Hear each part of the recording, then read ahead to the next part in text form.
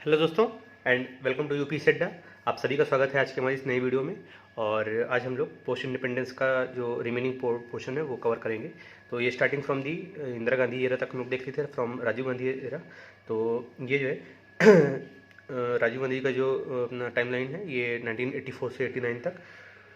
और he came to the power, ये 404 vote की जो एकदम ग्रॉस मेजोरिटी थी after the unfortunate assassination of Indira Gandhi ji. उनके बाद ये पावर में आए और इन्होंने सैम पित्रोदा के साथ मिलकर कुछ टेक्नोलॉजिकल मिशन चलाए थे, like white revolution, drinking water mission, expanding oil production, literacy mission, immunisation of children and pregnant female, one phone in every village programme, anti defection और operation cactus, new education policy और जो है constitutional mandate to panchayat, national perspective plan for females. तो इस तरह के इनके काफ़ी बढ़िया और अच्छे अच्छे टेक्नोलॉजिकल मिशंस रहे इनके टाइम पीरियड में। बट कुछ निगेटिव कॉन्सिक्वेंसेस भी रहे। For example overturning of Shahbano case और opening up of Babri Masjid and India में जो इंडिया का involvement in the Sri Lankan civil war, ये सब कुछ निगेटिव इम्पैक्ट्स भी रहे। एंड अगर श्रीलंकन सिविल वॉर की बात करें तो ये जो है ब्रिटिशर्स ने अपना लगभग 10 लाख तमिल लेबर ये लोग ले गए थे श्रीलंका में for work in the plantations. And approximately 100 साल तक वो लोग तमिल वहाँ पे लेबरर्स की तरह काम किए और रहे और प्रॉस्पेरिटी ऑफ श्रीलंका में कंट्रीब्यूट किया। लेकिन जब श्रीलंका को भी फ्रीडम मिली 1948 में, सेल्यून सिटीजनशिप एक्ट ये पास हुआ, जिसमें तमिलियन को जो है they were divested of all the rights ना in the Sri Lanka, and the Sri Lankans refuse to accept Tamilians and citizen of Sri Lanka. And Sinhalese जो है इसको डिक्लेयर कर दी गई थी official language, which threaten both this culture and livelihood of Tamilians. एक सिंघला ओनली एक्ट आया था, उसके तहत सिंघला इम्पोज कर दी गई। बुद्धिज्म जो है was declared as state religion और पॉलिसी ऑफ स्टैंडर्डाइजेशन जो है ये इंट्रोड्यूस किया था, where reservation was given according to the composition of population and not on the merit. इसके अलावा एक कंप्लीट बैन इम्पोज कर दिया गया on the imports of Tamil literature और state sponsored colonisation of traditional Tamil areas by Sinhalese peasants ये होने लगा। और it led to emergence of लिट्टे ना, LTTE जो कि 1976 में हुआ था, जो कि एक self styled national freedom movement था ऑफ तमिल इलम पीपल। लेकिन जो सिविल वॉर का प्रेसिपिटेटिंग फैक्टर की बात करें तो ये जो प्रेसिपिटेटिंग फैक्टर था ये ऑपरेशन लिबरेशन था, जो कि 1987 में लॉन्च हुआ था by Sri Lankan government at Jaffna. और under the pressure from domestic policy Indian government ने भी जो जाफना के लोग थे उनको जितनी भी नेसेसिटीज़ थी वो सब प्रोवाइड करना शुरू कर दिया गया। और इसी वजह से एक इंडो श्रीलंका एकॉर्ड जो है ये साइन हुआ था। इंडो श्रीलंका एकॉर्ड में क्या बात की गई थी, तो एक नॉर्दर्न और ईस्टर्न प्रोविंस ऑफ श्रीलंका जो है will be merged into the single province, ये बोला गया। सब्सटेंशियल डिवोल्यूशन ऑफ पावर किया जाएगा, LTTE will be dissolve, armed will be surrendered and Indian army would come to the aid of Sri Lanka if required. Proposal to establishment of provincial government system and operation Pawan, ये सारे जो है वो थे Sri Lankan Indo Sri Lankan accord के outcomes थे। अगर इसका इम्पैक्ट क्या हुआ तो अकॉर्ड में वॉज नॉट अ सक्सेस ना, एज जो लिट्टे थे they refuse to surrender and Indian government had to send the peace keeping force ना। लेकिन वो खुद वहाँ पे मेसी सिचुएशन में इन्वॉल्व हो गई as they were fighting against the Tamilian itself. और later the force was withdrawn in a phasic manner. लेकिन Rajiv Gandhi was later assassinated by LTTE in 1991 due to this step. And state of unrest जो है ये 2001 तक continue रहा। 2002 में एक सीज फायर साइन हुआ by the mediation of Norway ना, गवर्नमेंट और लिट्टे के बीच में, श्रीलंकन गवर्नमेंट लिट्टे के बीच में। एंड जो है लेकिन बाद में 2002 से 2004 तक ठीक रहा, लेकिन 2004 में दोबारा वायलेंस स्टार्ट हो गया। एंड 2008 में Sri Lankan government decided to go for all out against LTTE with intention of surrender. Finally 2009 में LTTE was defeated, though there was human rights violation at large scale in which Sri Lanka was criticized at international level also। इसके अलावा human rights violation मार्च 2012 में भी हुए थे। इसमें UN ने पास किया था resolution urging Sri Lanka to investigate the human rights violation, और इंडिया ने इसमें वोट अगेंस्ट किया था अगेंस्ट श्रीलंका। फिर अपना बाबरी मस्जिद इशू भी इन्हीं के समय हुआ था, राजीव गांधी के समय। तो 1528 में जो ये स्टार्ट होता है, 1528 में मीर बाकी थे, इन्होंने कंस्ट्रक्ट किया था Babri Masjid on the name of Babur. फिर 1859 में क्या हुआ कि first time the religious violence जो है बाबरी मस्जिद के रिस्पेक्ट में ये हुई। फिर 1949 में जो आइडल ऑफ राम जो थे लॉर्ड राम, ये was placed inside the masjid and it was followed by the filling of legal suits and the land was claimed as the birth place of Lord Ram.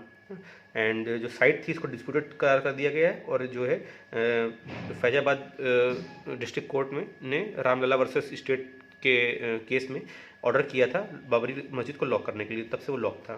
फिर 1986 में शाहबानो जजमेंट जो है ये साइन हुआ था, मतलब आया था 1986 में। तो 1986 में शाहबानो जजमेंट के बाद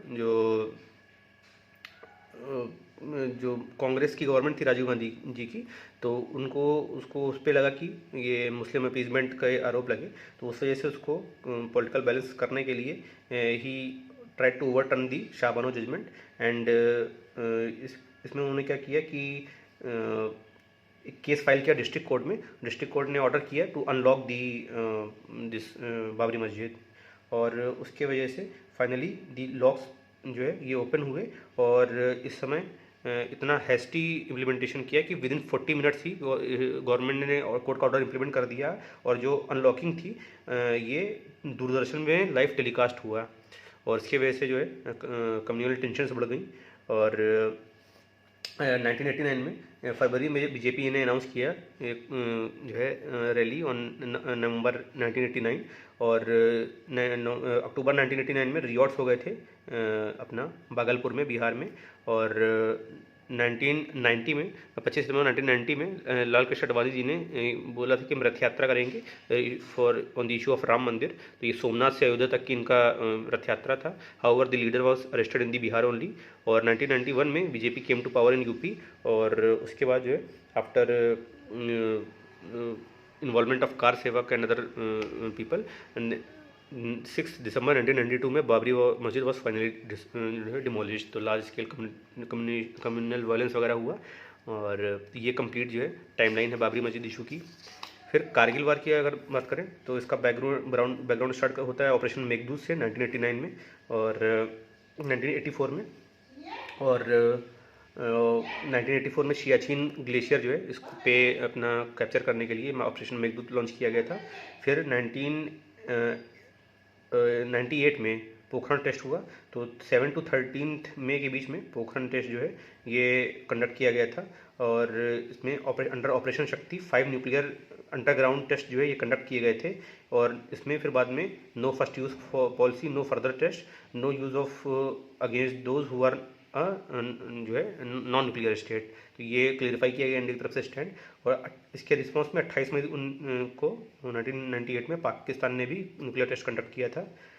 और फिर जो है 1999 में जो है नेक्स्ट ईयर फरवरी में लाहौर डिक्लेरेशन जो है साइन हुआ था, जो कि पीसफुल बायलैटरल सॉल्यूशन था ऑन कश्मीर कॉन्फ्लिक्ट। उसमें 3 मेजर फेजेस में लेकिन इसका वॉयलेशन हुआ, बाद में 3 मेजर फेजेस में कारगिल वॉर हुआ। जो फर्स्ट फेज थी इसमें पाकिस्तान की जो फोर्सेस थी उन्होंने इन्फिल्ट्रेट किया था to occupy the strategic location to bring the national highway 1D जो था, जो उस समय श्रीनगर से ले को कनेक्ट करता है, तो उसको आर्टिलरी रेंज में लाने के लिए ऑपरेशन बदर लॉन्च किया। और उसके बाद the aim of Pakistan was to compel the Indian forces to withdraw from Siachen and to negotiate a settlement on the Kashmir issue. Pakistan ने सोचा था कि the any tension in the region would internationalise the Kashmir issue and will help their Indian propaganda and intention. लेकिन India ने discover किया infiltration and mobilise its forces to response. Finally 26 मई को operation विजय launch हुआ। और ये जो एक मेजर बैटल था ये फॉट किया था हुआ था which was extended from for 2 months। और इंडिया ओपनली डिक्लेयर कि हम line of control LOC cross नहीं करेंगे। और इसका इंटरनेशनल काफ़ी अच्छा इफेक्ट पड़ा। यूएस ने सपोर्ट किया इंडिया को फर्स्ट टाइम, ये ओनली वॉर है जिसमें यूएस ने इंडिया को सपोर्ट किया था। और 4 जुलाई 1999 को फिर वाशिंगटन अकॉर्ड साइन हुआ between US and Pakistan and where Pakistan agreed to withdraw the forces. और 26 जुलाई 1999 को operation Vijay was declare success and status quo ante जो है ये अटेंड किया गया। तो ये अपना कश्मीर इशू हो गया। फिर पोस्ट इंडिपेंडेंस में लैंड रिफॉर्म्स की बात होती है, तो लैंड रिफॉर्म्स जो हैं ये जो ब्रिटिशर्स के समय जो कॉमर्शलाइजेशन ऑफ इंडियन एग्रीकल्चर हुआ था उसकी वजह से डिफरेंशिएशन हुआ अमंग पीजेंट्री, और उनके जो है ट्रांसफॉर्मेशन हुआ उनका एग्रीकल्चर का। इसके अलावा जो पॉपुलेशन प्रेशर था वो ये इंक्रीज हो रहा था ड्यू टू पॉपुलेशन ग्रोथ, और डिक्लाइन हो रहा था हैंडीक्राफ्ट में, लैक ऑफ मॉडर्न इंडस्ट्रीज थी। और सोसाइटी में ये पिक्चर था at the time of independence. और एग्रीकल्चर की बात करें तो small and fragmented land holding थी, पीटी कमोडिटी प्रोडक्शन था, और ट्रेडिशनल टेक्निक्स थी। Increase in the independence of peasantry हुआ था, बॉन्डेड लेबर इंक्रीज हुआ था, और जो है रॉ प्रिंटिंग ये सब ट्रेडिशंस थे। तो इस सिनेरियो में तो there was a scenario of absentee landlordism, rack renting, illegal extraction, इन सब के बैकग्राउंड में फिर पोस्ट इंडिपेंडेंस रिफॉर्म लाए गए थे। तो उसमें इंस्टीट्यूशनल रिफॉर्म्स हुए, टेक्नोलॉजिकल रिफॉर्म्स हुए। इंस्टीट्यूशनल रिफॉर्म्स में abolition of zamindari, tenancy reforms, land ceiling और कोऑपरेटिव्स फॉर्मेशन, ये सब किया गया। टेक्नोलॉजिकल रिफॉर्म्स के तहत ग्रीन रिवोल्यूशन हुआ, जिसके का जो है इम्पैक्ट आए। तो ये लैंड रिफॉर्म्स का एक ओवरव्यू। फिर पोस्ट इंडिपेंडेंस में कई सोशल मूवमेंट्स हुए हैं, तो वो देख लेते हैं। सोशल मूवमेंट होते क्या है, तो they are defined as a collective attempt to further a common interest और secure a common goal through actions outside the sphere of established institutions. इसको सोशल मूवमेंट बोलते हैं। तो पहला दलित मूवमेंट था। दलित मूवमेंट जो है, दलित जो थे दे वर फेसिंग सोशल डिस्क्रिमिनेशन, और ये वर्ड जो है शुरुआत में ज्योतिबा फुले ने यूज़ किया था। इसको पॉपुलराइज किया गया in 1970s। Dalit panther movement issues जो है डिस्क्रिमिनेशन और इनइक्वालिटी के इश्यूज थे। और according to Ghanshyam Shah there are two types of जो है मूवमेंट्स, एक रिफॉर्मेटिव और अफर्मेटिव। रिफॉर्मेटिव तो जो गांधी जी के अप्रोच थे, और जो अल्टरनेटिव्स थे वो जो अम्बेडकर जी के अप्रोच थे। और इसमें उन्होंने अल्टरनेटिव में रिलीजियस कन्वर्जन और acquiring education, economic status and political power, इस पर जोर दिया जाता था। जो post independence social movement 3 phases में हुए थे, 1950 टू 60, 60 टू 80 और 1919 ऑनवर्ड्स। तो जो फेज़ 1 में 1950 टू 60 में यूनिवर्सल एडल्ट फ्रेंचाइज पे फोकस किया गया था, और first generation of Dalit leadership ये मर्ज हुई थी, और establishment of Republic party of India हुआ था, जो कि बाद में इंडियन नेशनल कांग्रेस में मर्ज हो गया था। फेज़ 2 में combination of caste and class struggle start हुई, और इमरजेंस ऑफ दलित पैंथर हुआ इन 1972। और ये दलित पैंथर्स जो मूवमेंट था ये इन्फ्लुएंस था अम्बेडकरिज्म और मार्क्सिज्म से, लेकिन दोनों जो है क्लैश होती थी दोनों की आइडियोलॉजी में, इसीलिए दलित पैंथर मूवमेंट बहुत ज़्यादा सस्टेन नहीं कर पाया। इसके अलावा they were also critical to Hindu caste system. जो फेज़ 3 थी it is marked by the castisation of politics, और उसकी वजह से कास्ट बेस्ड पॉलिटिकल पार्टीज़ का इमरजेंस हुआ, लाइक अपना बहुजन समाजवादी पार्टी, बीएसपी एक्सेट्रा। और उनका जो टारगेट था दे वाज अगेंस्ट दी ब्राह्मण, राजपूत एंड बनिया कम्युनिटीज़ ऑफ दी सोसाइटी। और इसी वजह से बाद में जो है बीएसपी जैसी party they lost ground later due to dilution of these vital issues. तो ये हो गए दलित मूवमेंट। फिर अगर बात करें फीमेल मूवमेंट्स की, वुमेन मूवमेंट की, तो सोशल रिफॉर्म मूवमेंट हुए हैं, फ्रीडम स्ट्रगल रहा है, आफ्टर इंडिपेंडेंस मूवमेंट रहे हैं, और कुछ मूवमेंट ज़्यादा आगे बढ़े after the international female decade. तो सबसे पहले सोशल रिफॉर्म मूवमेंट, तो इसमें जो इश्यूज थे ये एजुकेटेड मेल रिफॉर्मर्स थे, उन्होंने रेज किए थे, लाइक अपना राजा राम मोहन राय और इस तरह के जो 19th और 20th सेंचुरी के सोशल रिफॉर्मर्स थे उन्होंने। इसके अलावा abolition of sati, child marriages, ये सब हुआ। फ्रीडम स्ट्रगल के दौरान जो feminism and nationalism become interlinked and female was participated as the political force at that time.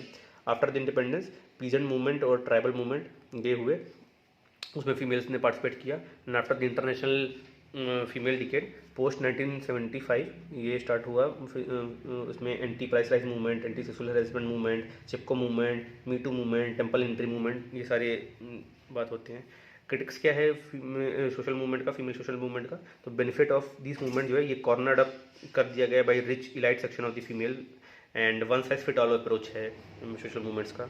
Environmental movement की बात करें पोस्ट इंडिपेंडेंस, तो ये with respect to developing country और डेवलप्ड कंट्री अलग अलग रहा है। डेवलपिंग कंट्री में controlling of the natural resources ये मेन इशू था, और डेवलप्ड कंट्री में quality of life main issues रहा। और जो है जो ग्लोबल नॉर्थ के जो इन्वायरमेंटल मूवमेंट रहे उसमें अपर क्लास और मिडिल क्लास जो है इन्होंने लीड किया था, जो कि फुल स्टमक मूवमेंट था। और साउथ में मार्जिनलाइज्ड और ग्लोबल साउथ में मार्जिनलाइज्ड और लोअर कास्ट पीपल ने लीड किया था, एम्प्टी बेली मूवमेंट बोलते हैं। And differences of this movement in the global north and global south जो है उसमें objective, social constituency, action, response, structure सब में डिफरेंसेस रहा। इंडिया में चिपको मूवमेंट हुआ, इसका फॉरमोस्ट एग्जांपल जो है सबसे फेमस।